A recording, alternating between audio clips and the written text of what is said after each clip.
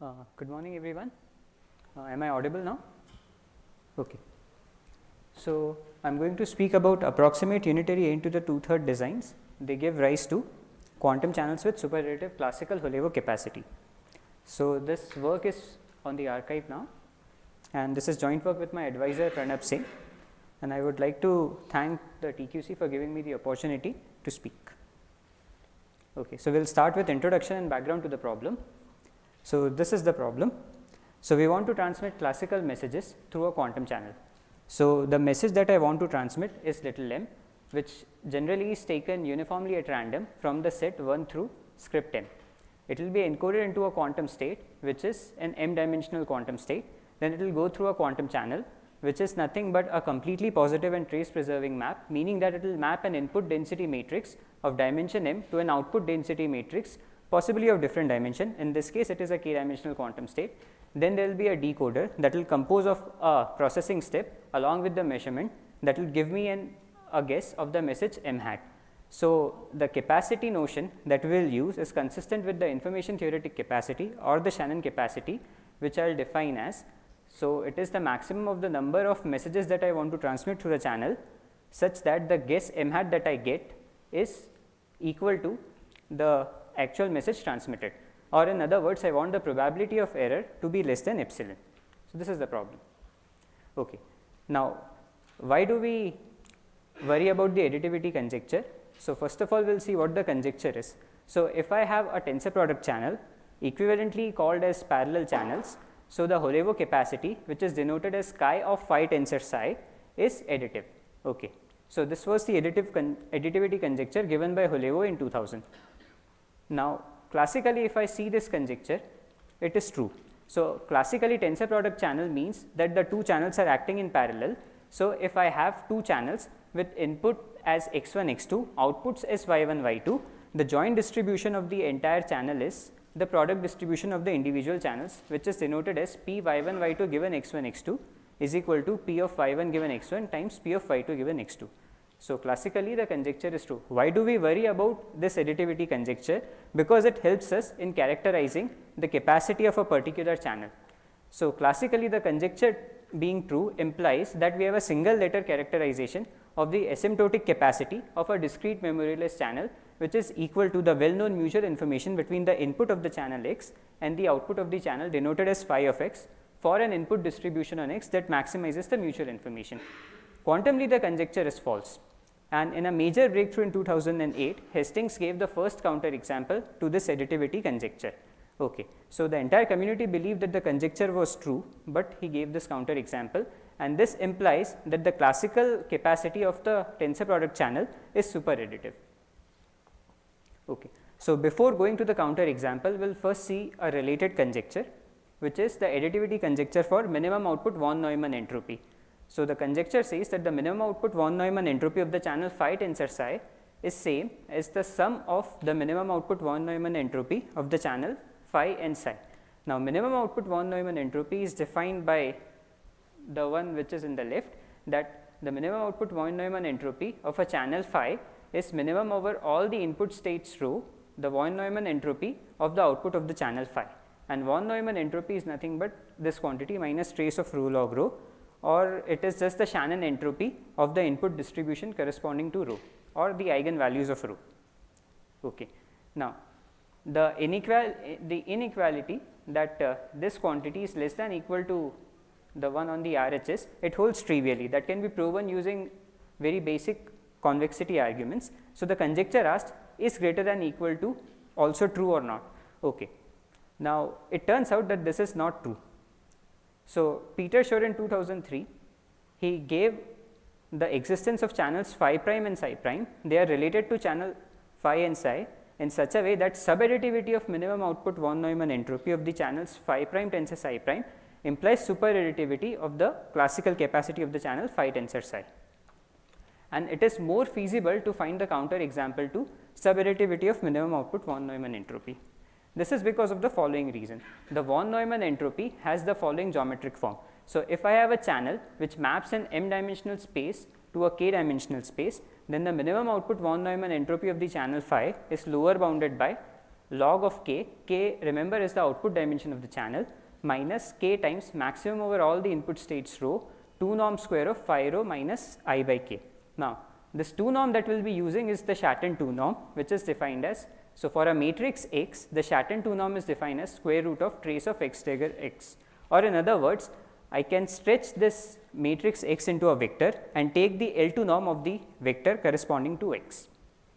Okay. So, notice that S min of phi is trivially less than equal to log k, as the output is a k by k matrix. Now, the example to sub-additivity of minimum output entropy, it uses the so called random channels that we will discuss shortly. So, the channels are phi and the complex conjugate of the channel phi, which is denoted as phi bar, and the randomness comes from the unitary strain spring dilation of the channel phi. So, this is how we describe a particular random quantum channel. So, we will be using Haar measure to describe a quantum channel, a random quantum channel, and later we will replace this Haar measure via T-designs. We will see the definition of T-design shortly, but first what is Haar measure? It is a unique invariant measure on the locally compact topological group. For our purposes, the locally compact topological group is the group of all possible unitary matrices, and the measure is invariant in the sense of left and right multiplication with respect to any fixed unitary matrix. Okay. So, now the strain spring dilation of the channel V is chosen uniformly at random from the group of all unitary matrices. How it acts is, it will take an m dimensional state rho or an m dimensional density matrix rho and map into a k dimensional output matrix. Okay. So, the precise operation of the channel is given by, so phi of rho is defined as trace out all the other subsystems which are not k dimensional from V rho V dagger. Now, the range of this random isometry V is the subspace W. So, through this characterization, we can analogously treat this channel as nothing but a subspace W of dimension m. Now, we will look at the counter example using that particular characterization. So, Obrun, Zarek and Werner in 2010, they redid Hastings counter example using ideas from geometric functional analysis, because the von Neumann entropy possessed a particular geometric form. Okay. So, they proved this particular concentration result, that for most Haar random subspaces W, where remember again W is the range of the isometry corresponding to the channel, it is of dimension m. So, the concentration is, look at all the matrices m on this subspace W, then this function which is mm dagger minus I by k square, the maximum of this function is concentrated about 1 by k square with high probability. Now, how this dagger comes about is, just to recall, that this was the characterization of minimum output von Neumann entropy. Use convexity arguments again to see that this phi of rho can be replaced by dagger, where now m is placeholder for the random channel, it is a random matrix. Okay. Now, when we employ that, they have proven that the value of m that they get is order d. So, S min of phi plus S min of phi bar is greater than or equal to 2 log k minus C by k. This particular theorem they referred to as a sharp form of Doretsky theorem, which was already known in geometric functional analysis. Now, using a fact proven by Hayden and Winter, which states that S min of phi tensor phi bar is less than or equal to 2 times log k minus the maximum eigenvalue of the channel phi tensor phi bar when acted upon the maximally entangled state times log k plus order 1 by k. Now, this maximum eigenvalue of the operator phi tensor phi bar acting on the maximally entangled state is lower bounded by m by kd. Remember, m is the dimension of the range of the random isometry. So, they have proven that m is log d, m is of the order d. So, this gives us S min of phi tensor phi bar as less than or equal to 2 log k minus C by k log k plus order 1 by k. Now, comparing these two quantities, we get the counter example. Okay. So, what are the shortcomings of the existing counter example? They resort to the channel being described from Haar measure. Now, that is provably inefficient to implement in the sense that it requires n square log n random bits. So, to come up with a complete de-randomization, we need to reduce these random bits. We will see what is that characterization or what is that lower bound to which we need to go. Okay. So, one possible approach is to replace Haar measure with so called unitary T-design. It is a measure that mimics Haar measure up to first T movements, and they require order T log n random bits. So, if this T is a constant, then we say that we have a perfect derandomization. Unfortunately, in our case, the value of t that we get is n to the 2/3. So, the number of random bits that we require is n to the 2/3 log n. Nevertheless, it is a step towards a fully derandomized counterexample. Okay. Now, we will see what are unitary T-designs and how do we use them to come up with a counterexample to additivity conjecture. Okay. So, what are unitary T-designs? So, first of all, we will have to study a monomial in the entries of the unitary matrix. So, a monomial is defined as, so it will be sum of the quantities like uij bars to the power something times uij to the something, where again bar just denotes the complex conjugate of the quantity under consideration. So, a monomial in the entries of u, for example, u11 bar square times u23 cube, this constitutes a 2, 3 monomial. Now, we call a monomial as balanced if k1 is equal to k2. Now, we come to the definition of a unitary T-design. Now, a probability distribution nu which is supported on a finite set of unitary matrices. So, this is the important point in coming up with T-designs. If for all balanced monomials, the expectation under the measure nu of the monomials in the entries of u, and again the degree of the entire polynomial or the monomials should be at most t, if this expectation is equal to expectation in the R of the monomial of u. So, we do not have efficient constructions of exact unitary designs when t is bigger than 2.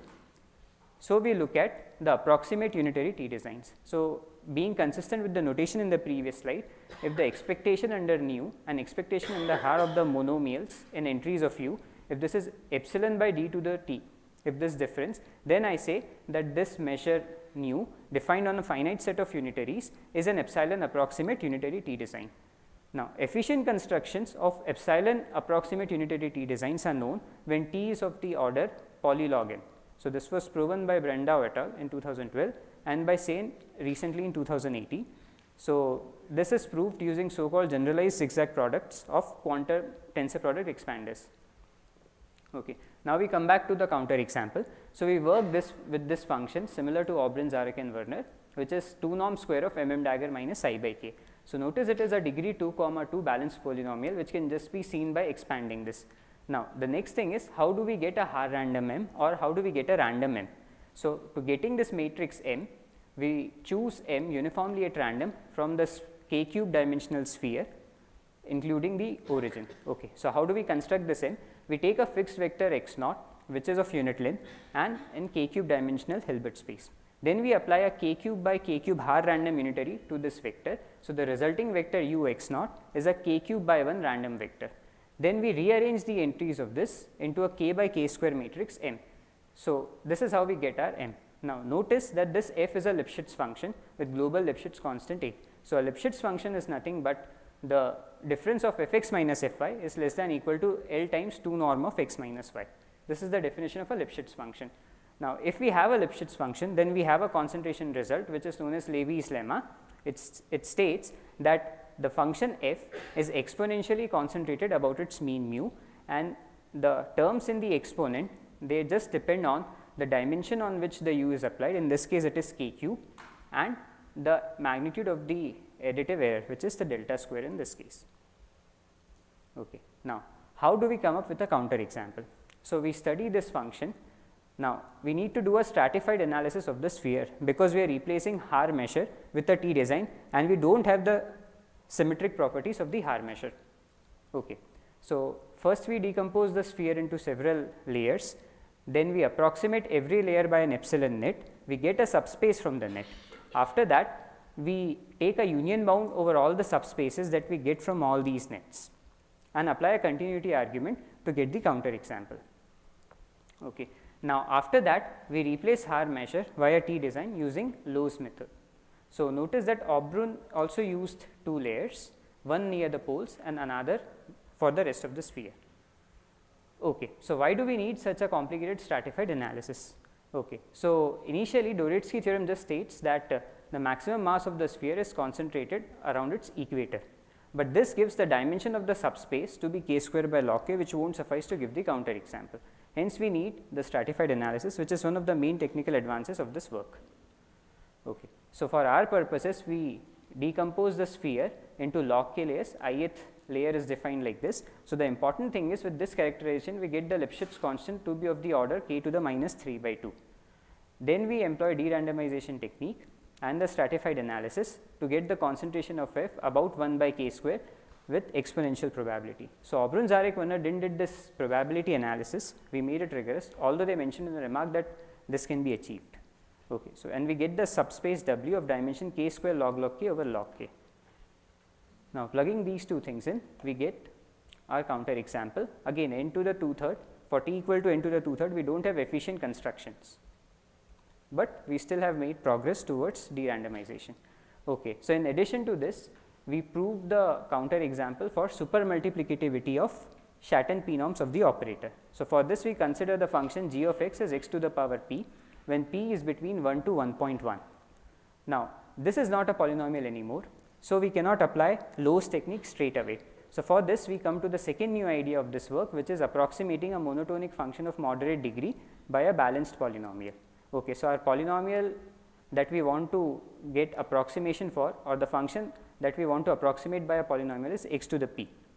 Later we will replace this x to the power p by dagger, and we get the concentration result for the Schatten p-norm of the function dagger, and its pth norm. Okay. So, we approximate this g by polynomial q, and the approximation parameter or the additive error is k to the minus p, which is again important for the example. Okay. So, the proof sketch is very simple. We apply the idea of Lebesgue integration. So, this is an ad hoc proof. So, we subdivide the range into k to the power p many closed intervals, then look at the inverse image of all those intervals on the range, and we cover the ijth interval first by step functions, then approximate them by sigmoids, which is CDF of Gaussian, and then Taylor's expansion of sigmoids to get a polynomial. If we straight away apply Taylor's approximation, we will get a polynomial of very high degree and we do not save anything. Okay. So, this is the conclusion. We have n to the 2/3 designs that give rise to Holevo capacity. Then the two new tools that we developed was a stratified analysis of the sphere, and for both Haar and Unitary designs, our analysis for Haar recovers the Obrun-Zarek-Werner result, and this is a step towards the efficient construction of a quantum channel with superlative classical capacity using approximate T-designs. Okay. Now, the open problems are application of our stratified analysis to problems in quantum computation and information. So, one particular direction we tried was a test for entanglement. Unfortunately, it did not work out, or something in quantum Merlin-Arthur games. And another open problem would be to investigate if a single channel that violates the additivity of minimum output Renyi p entropy for all p greater than equal to 1. Okay. Thank you.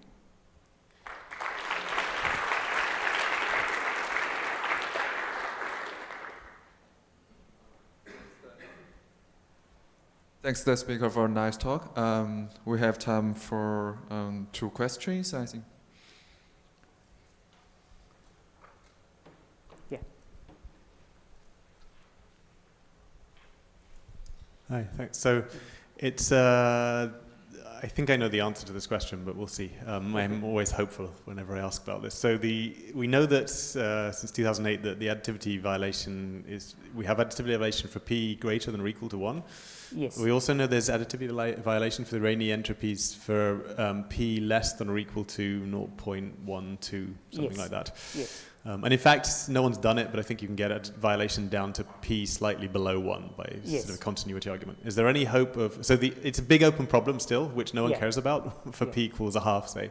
Yes. Do you think there's any hope of using your techniques to extend a bit closer to fill in the gap between 0 and 1?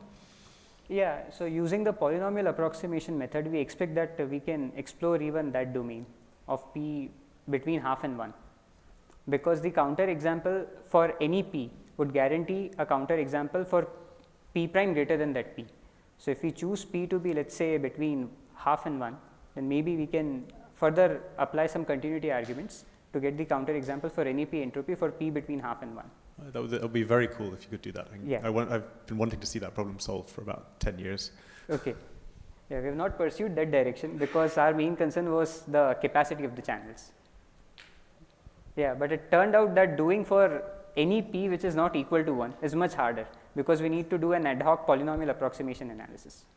Thank you for the question. Thanks.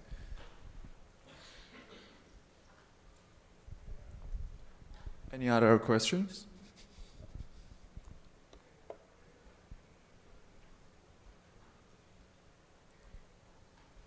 So if not, let's thank the speaker again.